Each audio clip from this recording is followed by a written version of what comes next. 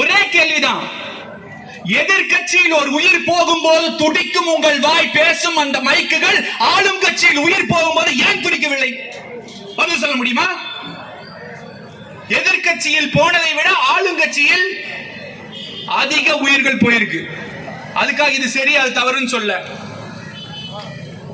ஒரு உயிர் போனால் உயிர் உயிர் தான். உங்களால பதில் சொல்ல முடியுமா? முடியாது. அப்ப உங்களுக்கு உயிர் முக்கியம் இல்ல, அந்த இடத்துல வாக்கு தான் முக்கியம். லேப்டாப்பை பத்தி பேசல, இப்ப சொல்றாங்க. சைக்கிள் பேசவே வேண்டாம்.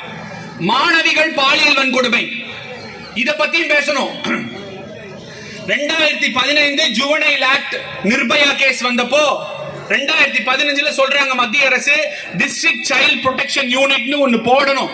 ஒரு மாணவிக்கோ மாணவருக்கோ ஏதாவது பாலியல் வன்கொடுமை நடந்தா, ஒரு குழந்தைக்கு நடந்தா அதுக்குன்னு ஒரு யூனிட் இல்ல, இந்தியா முழுவதும் அனைத்து மாநிலங்களும் கண்டிப்பாக போட வேண்டும் என்று கூறினார்கள்.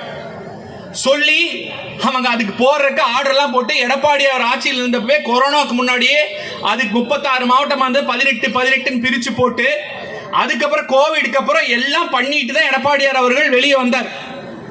இப்ப வரைக்கும் 40% டிஸ்ட்ரிக்ட் சைல்ட் ப்ரொடெக்ஷன் யூனிட் இன்வாலிடா இருக்கு. கேட்டா சொல்லுவாங்க இல்லங்க ஆபீசர் போட்டிருக்கோம். எப்படி நடக்குது தெரியுங்களா? இப்போ ஏன்னா ஒரு பிரச்சனை ஆழமா பார்க்கணும். இந்த மரம் வளரல, மரம் ஏன் வளரலன்னு மேலேயே பார்த்தா தெரியாது. மரத்தோட வேர் கரெக்டா இருக்கா, மரத்துக்கு தண்ணி சரியா ஊத்துறமா, இதை பார்த்தா தான் மரம் வளரும்.